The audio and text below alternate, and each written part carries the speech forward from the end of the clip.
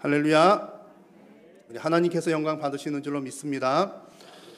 올해 우리 교회 표어는 교회를 낳는 교회입니다. 이 표어 이야기 제가 올해 들어서 이제 여러 번 말씀을 드렸고요. 아마 오늘 5번째입니다. 그래서 이미 앞서 몇 차례 이 주제에 관한 말씀들을 나누었는데 오늘 설교와 다음번 설교, 다다음 주 설교가 되겠죠. 이 올해 표어에 대해서 조금 더 구체적인 말씀들을 함께 나누려고 합니다. 여러분 너무 잘 아시는 것처럼 교회는 사람들, 믿는 사람들의 모임이 교회입니다. 그리고 교회의 아주 핵심, 중심은 하나님의 말씀입니다. 그래서 이런 개념으로 교회는 믿는 사람들의 모임이다. 또 교회는 하나님 말씀이 중심이다. 이런 개념을 가지고 볼 때 교회를 낳는다라고 하는 것에는 여러 가지 형태들이 있습니다. 그래서 지난 설교 때에 몇 차례 언급을 해드렸는데 예컨대 우리 교회 안에서 소그룹으로 모이는 소그룹 공동체, 그런 것들도 하나님 말씀으로 모여진 그 모임이기 때문에 교회 안에서 교회를 낳는 일이 됩니다. 한 예가 되고요. 또 교회는 하나님의 말씀을 가르치는 자가 있어야 교회가 되기 때문에 교회가 말씀의 사역자를 양성하는 일, 또 말씀을 먼 곳에 나가서 전하는 선교사를 파송하는 일도 교회를 낳는 일입니다. 그런데 이제 이런 일들은 이제 모든 교회가 이 일을 위해서 세워졌고 또 이 일들을 감당을 하고 있습니다. 우리 교회도 역시 이런 일들을 오래전부터 지속적으로 계속 하고 있습니다. 그래서 지금도 뭐 구역이라든지 또 전도회라든지 성경 공부 모임이라든지 여러 소그룹들을 통해서 어쨌든 신앙 공동체를 형성하려고 애를 쓰고 있는 겁니다. 우리가 함께 모여서 이렇게 대예배로 큰 대그룹으로 예배하는 것도 이제 하나님과 우리와의 관계에 너무 중요하고 또 반드시 필요한 일이지만 그런 소그룹 공동체를 통해서 우리가 교회의 한 일원이 되고 또 믿음의 삼겹줄을 형성하는 것 너무나 중요하기 때문이죠. 그래서 우리 교회는 계속해서 이제 지금은 코로나 때문에 많이 어려운 점들이 있지만 소그룹 형성을 위해서 많이 애를 쓰고 있습니다. 그리고 올해부터는 대학생 선교를 위해 우리 교회가 캠퍼스 선교사를 파송을 했습니다. 파송식을 거창하게 하거나 그러지 않았지만 우리 교단 선교, 대학생 선교 기관인 SFC 이제 간사 한 명을 우리가 전적으로 지금 지원을 하고 있는 겁니다. 그게 우리가 캠퍼스 선교사를 파송을 한 것이지요. 이런 모든 과정들은 우리가 교회를 낳는 교회로 성숙해가는 과정입니다. 그리고 이제 이런 교회를 낳는 교회가 되는 과정들은 크고 작은 여러 가지들이 있지만 궁극적인 목표 지점은 새로운 교회를 세우는 것이 목표 지점이라고 할 수가 있겠습니다. 실제로 교회를 개척하는 것이 정말 직접적으로 교회를 낳는 일이요, 또 오늘 설교 제목처럼 교회 밖의 교회를 낳는 일이기 때문입니다. 자, 그런데 이렇게 교회 개척 얘기를 하잖아요. 그러면 요즘 같은 시국에는 이 얘기가 참 어울리지 않는 것처럼 보입니다. 아니, 어울리지 않는 정도가 아니라 교회 개척 그런 얘기하면 불가능하거나 혹은 불필요해 보이기도 합니다. 여러 가지 이유들이 있는데 특히 이제 인구 문제들과 관계해 보면 정말 맞는 얘기라는 생각이 들 정도입니다. 지난 며칠 전 28일에 2021년 인구주택 총조사 결과 발표가 있었습니다. 결과 발표도 여러 가지 있는데 그 가운데 이제 한 가지 말씀드리고 싶은 것은 이제부터 72년 만에 국내 총 인구가 감소하기 시작했다라는 겁니다. 우리 지금까지는 뭐 아기들 많이 안 태어나고 결혼 많이 안 하니까 인구가 줄어드는 줄 알았는데 사실은 줄지는 않고 있었거든요.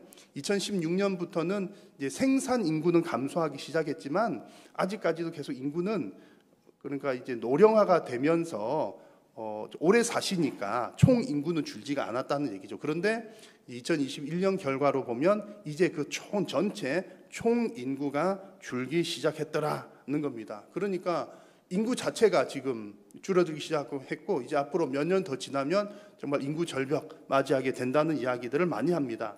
이런 자연 인구 감소뿐만 아니라 잘 아는 것처럼 교인들 숫자도 많이 줄잖아요. 교인들 숫자들도 많이 감소합니다. 그러니까 교인도 없는데 무슨 교회를 개척하는가라는 이야기들 하곤 합니다. 특히 국내 상황도 이러하지만 사실 더 심각한 것은 우리보다 먼저 복음을 받아들였고 또 믿었고 우리에게 복음을 전해준 서구 교회들의 형편을 보면 이런 부분들은 더더욱 심각합니다. 지금 이제 특히 유럽 쪽의 교회들은 교회를 개척한다는 것은 말도 못 꺼내는 일이고요. 교회를 개척한다는 것은 말도 안 되는 일이라고 생각하고 오히려 지금 유럽 교회들의 문제는 텅 빈 교회당을 어떻게 처리할 것인가, 이것이 시급한 문제라고 합니다. 어느 설문조사를 보니까 유럽 인구들 중에 종교를 물었을 때 어떤 신앙 갖고 있습니까? 라고 하면 나는 기독교인입니다 라고 대답하는 사람이 72.2%인데 실제로 예배에 출석하는 사람은 3%밖에 안 된다고 합니다. 그러니까 여러분 유럽 교회들 아시잖아요. 중세 때부터 해갖고 한참 교회들 할 때 멋지게 쭉쭉쭉쭉 큰 건물 다 작품들인데 그렇게 멋지게들 지어놨는데 안에 들어가 보면 주일에 예배하는 사람들은 이제 연세 드신 분들 많아야 20-30명이 고작인 교회들이 대부분이라는 거죠. 그러니까 그 건물을 관리도 안 되고 유지도 안 되니까 처치가 곤란하다. 그래서 건물을 이제 뭐 팔기도 하고 뭐 그런 얘기 종종 듣잖아요. 뭐 심각한 때는 어디 술집으로 팔리기도 하고 서커스 하기에 딱 좋아서 이게 교회가 천정이 높으니까 서커스 하는데 팔리기도 하고 제가 직접 검색을 해봤습니다. 교회 뭐 판매 이런 걸 해봤더니 진짜 뭐 어느 지역인지 모르겠지만 영국의 어느 동네인데 한 1, 2억이면 예배당 큰 거 하나 사더라고요. 우리 교회 하나 이사를 갈까요? 그런 정도 심각하다는 얘기죠. 그렇게 교회에 나온 매물들도 대단히 많습니다. 처치가 곤란하다는 거죠. 이런 모습들을 보면 아니 과연 지금 이 시점에 교회를 하나 더 세운다? 그게 과연 의미가 있는 일일까? 있는 교회라도 더 잘하는 것이 뭐 더 지혜로운 것 아닐까? 이런 생각들이 드는 것이 정상입니다. 자, 그러나 오늘 우리는 이 질문에 대해서 과연 이 시대에 교회 개척하는 것이 필요한 일인가라고 하는 부분에 대해서 우리들의 생각 말고 하나님의 대답을 사사기 말씀을 통해서 한번 들어보려고 합니다. 사사시대는 여러분 잘 아시겠지만 영적인 암흑기입니다. 영적 암흑기인데 지금 관점으로 보면 유럽 교회랑 딱 똑같아요. 영적인 교회의 쇠퇴기, 교회가 쇠퇴하는 시대 이야기인 거죠. 그래서 우리는 사사기 말씀을 통해서 영적 암흑기가 시작된 이유들을 살펴보면 해결점 또한 찾을 수가 있습니다. 그래서 오늘 사사시대에 주셨던 그 하나님의 말씀을 살펴보면서 오히려 이 말씀이 지금 우리들에게는 새로운 희망이 되기를 간절히 소망합니다. 사사시대의 배경은 지역이 어딘지는 다 아시죠? 가나안 땅입니다. 가나안 땅. 그래서 가나안 땅 정착하는 이야기가 여호수아 말씀이잖아요. 여호수아를 통해서 가나안을 정복을 하게 되는데 이 가나안 정착 시대는 마치 교회를 개척하는 시대와 비슷합니다.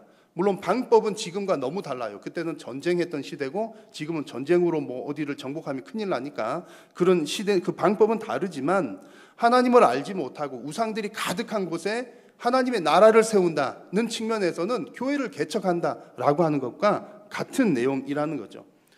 그런데 이 가나안 정복의 1세대였던 여호수아가 죽고 난 이후에 이 가나안 땅 교회 개척에 여러 가지 어려움들이 생겨났습니다. 영적 암흑기가 찾아온 것이죠. 그래서 이 영적 암흑기가 왜 찾아왔을까? 이 문제를 해결을 하려면 이 얽히고 설킨 이 문제를 해결하려면 어디서부터 시작이 되었는지 그 시작점을 먼저 찾아보는 것이 필요합니다. 교회가 쇠퇴하게 된 것, 영적 암흑기 등의 문제도 마찬가지죠. 처음으로 돌아가 보면 뭐가 문제였구나라고 하는 것을 발견할 수 있습니다. 자, 여러분 가나안 땅 정복의 첫 시작 키워드는 하나님의 언약입니다. 하나님의 언약. 오늘 말씀 1절에 그 내용이 등장합니다. 1절을 같이 한번 읽어보겠습니다. 여호와의 사자가 길갈에서부터 보김으로 올라와 말하되 내가 너희를 애굽에서 올라오게 하여 내가 너희의 조상들에게 맹세한 땅으로 들어가게 하였으며 또 내가 이르기를 내가 너희와 함께한 언약을 영원히 어기지 아니하리니. 아멘. 내가 너희와 함께한 언약이라고 하는 표현이 나옵니다. 사사시대가 시작되는 시점에 하나님은 언약 얘기를 꺼내고 계십니다. 하나님은 언약을 영원히 기억하는 분이고 지키시는 분이라고 말씀합니다. 그러면 여기서 말씀하는 언약의 내용이 무엇일까요? 지금 가나안 땅에서 이루어지고 있을 때, 가나안 땅에 정착하는 이 과정 가운데 하나님께서 꺼내신 언약의 내용은 이미 오래 전부터 있었던 약속의 내용입니다. 얼마나 오래된 이야기냐면 아브라함 시대였습니다. 창세기 17장을 보면 하나님께서 아브라함에게 약속을 하시는데, 내가 이 가나안 땅을 너와 너의 자손들에게 주겠다. 그리고 너의 민족이 많아지게 하겠다. 그리고 나는 그들의 하나님이 되겠다라고 하나님께서 약속하셨습니다. 가나안 땅 주겠다는 약속을 이미 오래전 아브라함 시대 때 하셨던 겁니다. 그래서 여러분, 지금 이제 여호수아가 대장이 돼가지고 가나안 땅 막 정복하고 사는 이게 그냥 뭐 이스라엘 백성들이 여기저기 다녀보다가 어느 땅이 좋을까, 아 저기가 좋겠구나 선택한 것도 아니요, 또 그들의 판단에 의해서 결정한 것도 아니고 하나님의 약속으로 시작되고 진행된 일이었습니다.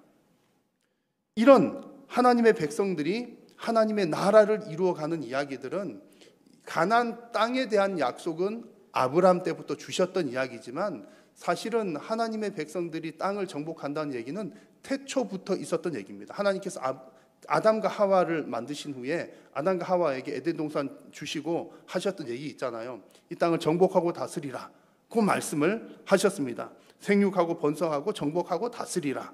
하나님을 대신해서 이 땅을 다 다스리라는 거죠. 이 땅에 하나님의 나라를 세우라는 말씀이었습니다. 세월이 더 흘러서 이제 이 사사시대보다 훨씬 더 뒤쪽으로 가보시면 예수님 시대 때에 예수님께서 십자가 지시고 부활하신 후에 승천하실 때, 승천하시면서 제자들에게 하신 말씀입니다. 너희들은 땅 끝까지 이르러서 내 증인이 되리라. 증인이 되라는 말씀과 약속을 주셨습니다. 성령을 주시겠다는 약속하셨고 너희들이 내 증인이 될 것이다, 또 되어라는 말씀을 하시는 거죠. 예수 그리스도를 증거하여서 하나님의 나라를 확장시키라는 명령이었습니다. 자, 여러분, 그러면 지금 이 가나안 땅의 이야기이기도 하지만 가나안 땅에 그들이 정복하면서 그곳에 하나님 나라를 세우는 것, 교회를 세우는 것, 그 이야기가 사실은 태초로부터 시작된 얘기였고, 나중에 이제 죄를 지어서 타락한 이후에 아브라함을 다시 부르셔서 그 약속을 주셨는데, 나중에는 또 예수님 때에 이런 약속을 또 주시고 명령을 또 주시는 겁니다. 그러면 결국 인류의 모든 역사가 바로 이 하나님의 나라를 세워가는 과정이라는 얘기입니다. 자, 그렇다면 예수님께서 제자들에게 하셨던 명령, 그리고 또 태초에 주셨던 명령, 이 약속한 명령은 지금은 끝이 났을까요? 아직 끝이 나지 않았을까요? 당연히 지금도 진행 중에 있는 하나님의 약속이자 명령입니다. 언제까지 이 일이 지속됩니까? 예수님께서 다시 오실 때까지 이 명령이 지속됩니다. 그러므로 여러분, 지금도 교회는 계속해서 새롭게 지어져야 하는 줄로 믿습니다. 그것이 하나님의 말씀입니다. 그런데 현실을 보면 좀 복잡합니다. 늘 우리가 신앙생활할 때 어려운 것 중에 하나는 하나님 말씀을 들으면 옳은 말씀이죠. 옳은 것은 다 알겠는데 순종하기가 어렵잖아요. 옳은 것은 옳습니다, 맞습니다, 맞는데 현실적으로 안 되는 부분들이 사실은 얼마나 많이 있습니까? 교회를 세운다는 것도 마찬가지입니다. 이미 세워진 교회들 중에서도 보면 건물을 유지하기가 힘들거나 목회자 생활비를 이렇게 감당하기도 어려운 그런 형편의 교회들이 대단히 많습니다. 그러니까 그런 교회들이 더 많죠. 그러다 보니까 어떤 얘기들을 하냐면 이미 교회가 많다는 얘기들을 합니다. 여기도 교회 저기도 교회인데 교인들 숫자는 적어요. 그리고 뭐 이렇게 운영하기도 어려워요. 그러니까는 더 많아 보이는 겁니다. 그러다 보니 교회를 하나 개척하는 일을 두고서, 아니 그렇지 않아도 어려운 교회들이 많은데 거기다 어려운 교회를 하나 더 얻는, 더 하는 그런 느낌을 갖기가 쉽습니다. 그래서 사실 이것이 풀기 어려운 현실적인 문제입니다. 예수님께서 명령하시긴 하셨는데 하려고 하니까 이런 형편이라는 거죠. 어떻게 하겠습니까? 여러분, 우리가 어떤 문제를 풀 때 문제를 잘 풀려면 그 현상에만 너무 매달려서는 안 됩니다. 첫 매듭, 지금 드러나 있는 문제만 봐가지고는 해결이 잘 안 된다는 거죠. 그 첫 매듭을 잘 찾아야 되는데 그 매듭을 하나님 말씀에서 찾는 겁니다. 오늘 말씀을 보니까 그 첫 매듭이 하나님의 약속이었다라는 겁니다. 하나님 나라를 세우고 교회를 세우는 것은 하나님의 명령이요 하나님의 약속이었습니다. 여러분, 성도는 현상을 따라 움직이는 사람들이 아니라 성도는 하나님의 약속 곧 하나님의 말씀을 따라 움직이는 사람들입니다. 그래서 지금도 하나님은 성도들을 향해서 내 증인이 되라고 말씀하고 계십니다. 여러분, 그렇게 말씀하고 계신 줄로 믿으십니까? 왜 하나님은 지금 이 순간에도 그런 말씀을 하실까요? 여전히 우리가 증거해야 될 대상들이 너무나 많이 있기 때문입니다. 말씀드린 것처럼 교회가 너무 많아 보이긴 합니다만 사실은 교회는 많아 보이지만 예수님 믿는 사람들은 엄청나게 적습니다. 종교에 관한 통계를 보니까 개신교인들이 인구 전체의 약 20%라고 합니다. 근데 이 20% 중에서도 대략 5분의 1 정도는 이단들입니다. 그러면 정말 바른 신앙을 가진 교회 교인들의 숫자는 전체 인구의 10몇 %밖에 안 된다는 얘기죠. 그것도 점점 줄고 있는 추세입니다. 그런데 전혀 신앙이 없거나 관심이 없거나 하는 사람들은 50%가 넘습니다. 무슨 얘기입니까? 아직까지도 예수님 안 믿는 사람들이 많다는 얘기입니다. 교회는 많아 보이지만 한밤중에도 왜 보면 요즘에는 네온사인 색깔들이 조금 다양해져서 그러긴 합니다만 어떤 때는 보면 한밤중에 보면 동네 방학동 이렇게 쭉 보면 십자가 네온 사인이 쫙 깔려 있잖아요. 그런 거 보면 교회 많구나, 교회가 많다는 생각 들 수 있지만 예수님 안 믿는 사람들이 훨씬 많다는 얘기입니다. 그러므로 여러분, 우리는 지금 교회를 개척한다, 교회를 세운다 이런 얘기를 할 때 사실은 안 되는 교회들이 훨씬 더 많죠. 교회 전체 중에서 미자립 교회들이 50% 넘고요. 자립 아예 안 되는 교회들이 50% 훨 넘고 한 70% 정도 선까지는 거의 대부분 어려운 교회들입니다. 7, 80%가. 그러니까 이런 현상들을 보면서 교회는 개척해도 안 되니까, 어차피 안 되니까 교회 개척하지 말자, 이런 얘기는 하나님의 근본 의도를 해치는 말이 되는 겁니다. 지금 예수님 안 믿는 사람들이 훨씬 더 많은데 가만히 그들을 내버려 둘 수는 없다는 얘기죠. 그래서 성도가 해야 될 일은 그러면 교회는 개척해서 안 된다면 어떻게 하면 되게 할 것인가? 어떻게 하면 복음을 증거해서 열매 맺는 교회로 세워나갈 수 있을 것인가? 그 방법을 찾는 것이 우리가 할 일이지, 해봐야 안 되니까 안 해야 되겠다라고 하는 것은 하나님 말씀과 전혀 맞지 않는 이야기입니다. 그래서 여러분, 문제 해결의 시작점은 하나님의 말씀에 있습니다. 땅 끝까지 이르러 내 증인이 되라는 하나님의 말씀, 지금도 여전히 하나님의 나라를 확장시키고 세워나가라는 하나님의 말씀은 저와 여러분들에게도 유효한 줄로 믿습니다. 자, 그렇다면 여러분, 늘 그렇습니다. 하나님 말씀이니까 그런 줄은 알겠는데 어떻게 이 일을 할 수 있습니까? 어떻게 열매 맺는 교회를 세울 수 있을까요?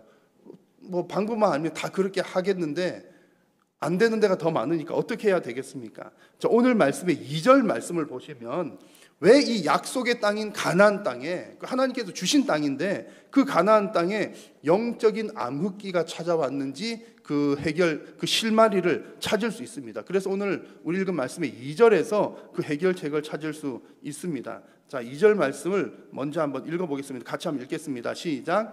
너희는 이 땅의 주민과 언약을 맺지 말며 그들의 제단들을 헐라하였거늘 너희가 내 목소리를 듣지 아니하였으니 어찌하여 그리하였느냐. 아멘. 자, 여러분, 이 말씀을 잘 이해하기 위해서는 하나님과의 언약의 특징을 이해를 할 필요가 있습니다. 언약은 다른 말로 하면 계약입니다. 계약을 맺는 건데 보통 계약은 쌍방간에 이루어지는 거잖아요. 그런데 하나님의 언약은 특징이 있는데 그 첫 번째 특징은 일방적이라는 겁니다. 우리한테 물어보고서 계약 맺는 것이 아니라 하나님께서 찾아오셔서 계약을 맺어버리시는 겁니다. 그런데 이 일방적이라고 하는 말은 우리가 손해보는 것이 아니라 다른 말로 하면 우리가 은혜를 얻었다는 겁니다. 우리한테 어떤 조건을 내거신 것이 아니라 내가 너를 내 백성 삼을게 라고 은혜를 베푸셨다는 얘기입니다. 불합리하다, 부조리하다 그런 뜻이 아닌 겁니다. 그래서 첫 번째 특징은 일방적이다. 그리고 두 번째 특징은 후 조건이 붙는다는 겁니다. 선 조건이 아니라 후 조건입니다. 내가 너에게 복을 줄 때는 그냥 조건 없이 주지만 일단 네가 내 백성이 되었으면 이렇게는 살아야 돼라고 기준점을 두시는 겁니다. 그 기준이 바로 율법이죠. 그래서 하나님께서 시내산에서 모세를 통해서 십계명과 여러 가지 율법을 주신 것은 너희들이 내 백성이니까 가나안 땅에 들어갔을 때 그곳에 내 나라를 세울 때 이런 기준으로 살아야 돼라고 주신 것이 하나님의 십계명이요 율법들이라는 얘기입니다. 자, 그런데 이스라엘 백성들이 가나안 땅에 들어와서 그 하나님 율법대로 살았느냐, 말씀대로 살았느냐, 그렇게 하지 못했더라는 겁니다. 그 중에 대표적인 것이 오늘 2절에 나오는 거죠. 하나님께서 너희들이 이 땅의 주민들과 언약을 맺지 말라. 왜냐하면 가나안 땅에 살고 있었던 그 사람들은 다 우상을 섬기는 하나님을 대적하는 무리들이었기 때문에 너희들 그들과 언약 맺지 말고 그들의 제단들을 헐라. 우상은 다 없애버려야 된다. 이렇게 말씀을 하셨던 겁니다. 그런데 이스라엘 백성들이 그 일을 다 감당하지 못했더라는 겁니다. 여러분, 이 부분이 약속의 땅에서 영적 암흑기를 맞이하게 된 중요한 내용입니다. 그 시대는 전쟁의 시대였기 때문에 하나님께서 그들을 다 정복하라, 그래서 우상들을 다 없애라 했는데 그렇게 하지 못했다는 거죠. 이 말씀을 지금 우리 시대에 좀 익숙한 표현으로 바꾸자면 하나님께서는 너희들 가나안 땅에 들어가서 살 때 그 가나안의 문화에 섞이지 말라 이렇게 말씀하셨는데 그들이 그 문화들을 다 정리하지 못하고 섞였기 때문에 영적 암흑기가 왔더라는 얘기입니다. 여러분, 우리 성도들은 사회적인 존재이기 때문에 세상 문화로부터 동떨어져 살 수는 없습니다. 동떨어져서 나는 뭐 세상이 하는 거 아무것도 안 할 거야. 그러려면 산으로 들어가야 되고 광야로 가야 되잖아요. 하나님께서 그것을 원하시는 것은 아닙니다. 성도들은 세상 속에서 하나님의 문화대로 살아가기를 원하시는 겁니다. 그래서 성도들도 이 땅에서 어쨌든 살아가야 되니까 세상의 문화와 분명히 공유하는 부분이 있습니다. 같이 해야 되는 부분들이 있어요. 그러나 만약 그 문화가 하나님의 말씀에 위배되는 것이라면, 하나님의 백성은 당연히 그것은 거부해야 한다는 얘기죠. 그들의 문화에 섞이기 시작하면, 하나님과 대적하는 그들의 문화와 섞이기 시작하면 하나님의 백성들의 정체성을 잃어버리기 때문입니다. 놀랍게도 이 사사시대 때, 사사시대가 영적 암흑기로 왔던 이유가 그들이 가나안 문화와 섞였던 것과 똑같은 일이 유럽 교회들에도 일어났습니다. 앞서 말씀드린 것처럼 유럽은 기독교인의 인구는 조사하면 72.2%라고 하지만 진짜 예수님 믿습니까? 이렇게 물어보면 믿습니다라고 대답하는 사람은 4.2%라고 합니다.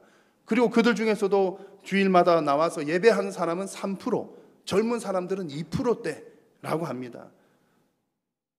수많은 유럽의 신학자들이 왜 이런 일이 일어났을까? 우리 유럽 교회가 왜 하나님 믿는 나라였고 또 진짜 전 국민이 다 태어날 때부터 기독교인으로 태어나는 그런 나라인데 왜 이렇게 실제로는 봤더니 예수 믿는 사람 3%, 4%도 안 되는 이런 나라가 되었을까? 유럽의 많은 사람들이, 신학자들이 연구를 해보았습니다. 연구를 해서 그들이, 유럽 신학자들이 하는 얘기, 공통적인 내용들은 바로 섞였기 때문이다라는 겁니다. 섞였기 때문이다. 세상 문화와 혼합되어서 하나님의 말씀의 생명력을 잃었기 때문에 우리의 신앙이, 교회가 이렇게 되었다는 겁니다. 유럽에서 얼마나 여러분 여러 가지 사상들이 나왔습니까? 이성주의, 합리주의 등등 그런 사상적인 흐름 속에서 물론 우리가 받고 배우고 하는 것들도 있어야 되지만 그 가운데 하나님의 말씀을 가장 우선적으로 배우도록, 전수하도록 해야 되는데 하나님 말씀은 충분히 전수하지 못하고 어정쩡하게 그냥 세상 문화 흘러가는 대로 다 섞여서 가다 보니까 말씀의 생명력을 잃게 되었고 예수 그리스도를 구주로 고백한 자들이 없어지기 시작했으며 교회는 텅텅텅 비기 시작하였더라는 얘기입니다. 여러분, 기독교의 쇠락을 먼저 경험한 유럽 교회 신학자들의 이야기입니다. 우리는 이 이야기들을 귀 기울여 드려야 됩니다. 왜냐하면 한국도 머지않아 그 길로 갈 수도 있기 때문입니다.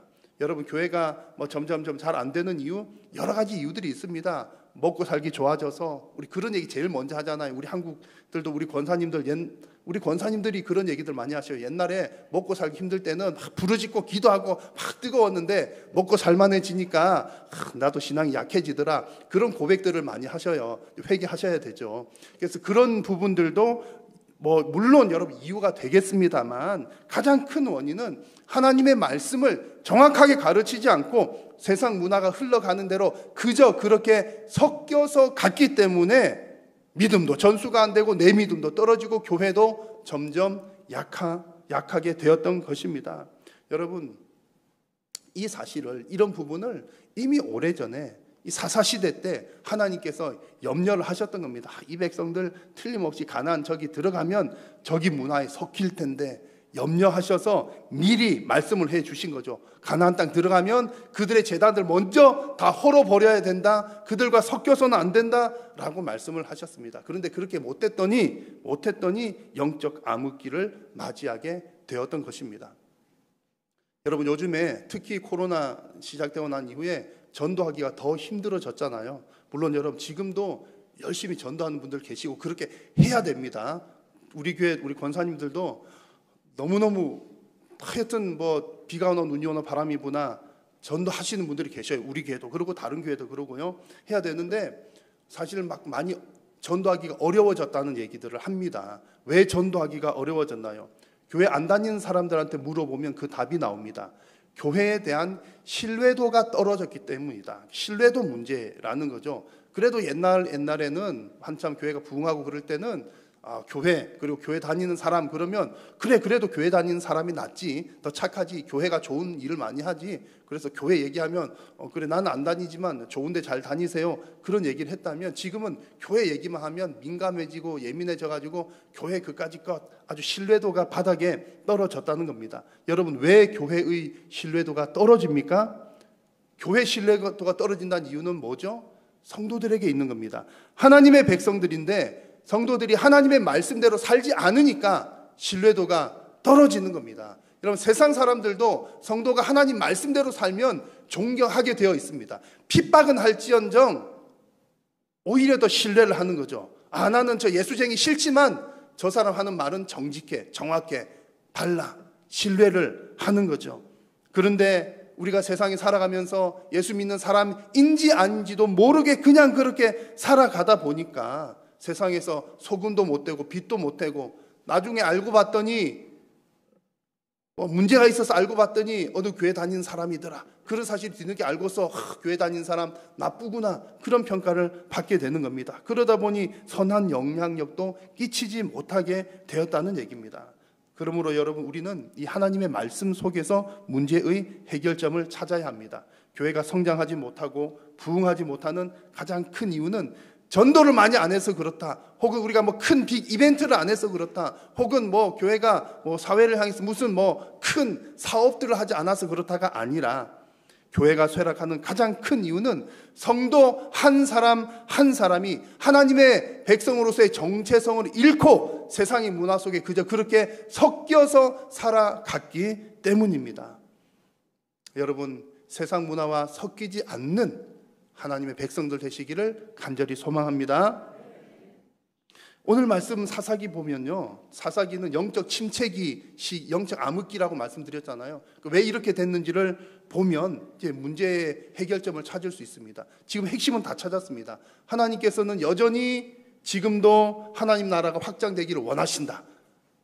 우리가 증인되기를 원하신다는 것이 첫 번째고요. 두 번째는 근데 문제는 하나님의 백성들이 말씀대로 살지 못하고 세상 문화와 섞여서 사는 것이 문제다. 문제점을 다 우리가 발견했습니다. 그러면 이 문제를 해결하면 되겠죠. 어떻게 하면 이 문제가 해결될 수 있겠습니까? 제가 생각할 때 가장 좋은 방법은 하나님께서 짠 나타나셔서 지금 이제 사사시대 같으면 이제 이스라엘 백성들이 다 처리하지 못한 그 우상들 있잖아요. 우상 섬기는 사람들을 하나님이 싹 한 번 더 청소를 해주시면 깔끔하게 끝날 것 같아요. 제가 하나님이라면 그렇게 할 것 같은데 성경을 보니까 하나님은 그 방법은 사용하지는 않으십니다.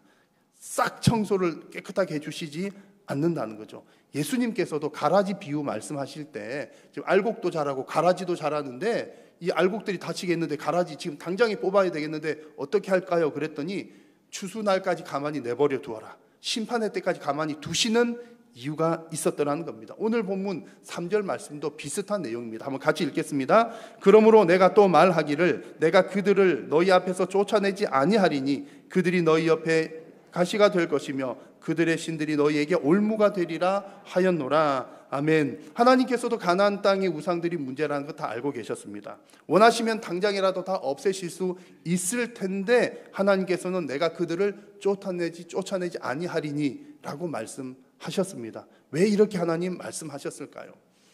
22절의 말씀을 보니까 그들을 시험하려 함이라. 그러니까 남은 우상 섬기는 그 사람들을 통해서 이스라엘 백성들이 내 말에 순종하나 안 하나 테스트해 보겠다는 거죠. 남겨두신 이유는 첫 번째는 테스트용이었더라는 겁니다. 두 번째는 3장 2절 말씀을 보니까 아직 전쟁을 알지 못하는 자들에게 그것을 가르쳐 알게 하려 하사 남겨두신 이방 민족들이 이러하다 그럽니다. 그러니까 하나님의 교육용, 하나님의 훈련용이라는 얘기죠.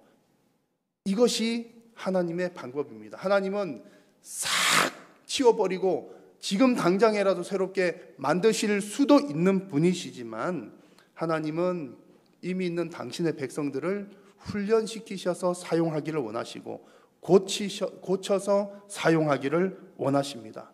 그리고 그 하나님의 백성들을 통해서 세상 열방을 회복시키기를 원하십니다.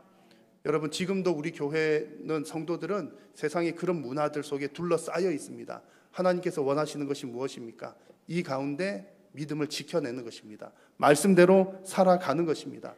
지금도 교회와 성도들이 그 말씀대로 살지 못하면 그 문화들이 우리의 올무가 되어서 하나님의 영광을 가리우고 또 영적인 암흑기를 맞이하게 될 것입니다. 그러므로 여러분, 오늘 이 말씀을 통해서 우리가 발견할 수 있는 건 무엇입니까? 지금 세상에 교회가 얼마나 많이 있느냐 적게 있느냐 그 문제가 아니라 지금도 여전히 하나님을 알지 못하는 백성들이 많이 있다는 것이 핵심입니다. 그리고 그들을 구원해내고 교회를 바르게 건강히 세울 수 있는 것은 우리가 소금으로 빛으로 하나님의 말씀대로 교회를 세워나가는 일입니다. 그래서 교회를 낳는다는 얘기는요, 그냥 건물 하나 어디 세웁시다, 뭐 어디 의정부에 별내에 어디에 뭐 한일 제2교회 이런 거 세웁시다, 그런 내용이 아니라 하나님께서 원하시는 하나님의 말씀에 순수하게 반응하는 영적 공동체로서의 그 교회를 만들어 나가자는 그런 말씀입니다. 여러분, 그렇게 하려면 우리 한일교회가 반석 위에 더 든든하게 세워져 가야 할 줄로 믿습니다. 그래서 우리가 더 성숙하여서 정말 반석 위에 세운 교회를 낳는 그런 교회가 되기를 간절히 소망합니다. 기도하겠습니다. 살아계신 우리 하나님, 오늘도 우리의 예배를 받으시고 또한 말씀하여 주시니 감사합니다. 주님, 영적인 암흑기와 같은 이 시대 가운데서도 하나님, 아직 복음을 받아들여야 될 사람들이 훨씬 더 많으므로 우리는 지금도 여전히 주 예수 그리스도의 이름으로 예수 그리스도의 반석 위에 교회를 세워가야 하는 줄로 믿습니다. 이 귀한 일에 우리 한일교회와 모든 성도님들이 귀하게 쓰임 받을 수 있도록 은혜 도하여 주옵소서. 예수님의 이름으로 기도드립니다.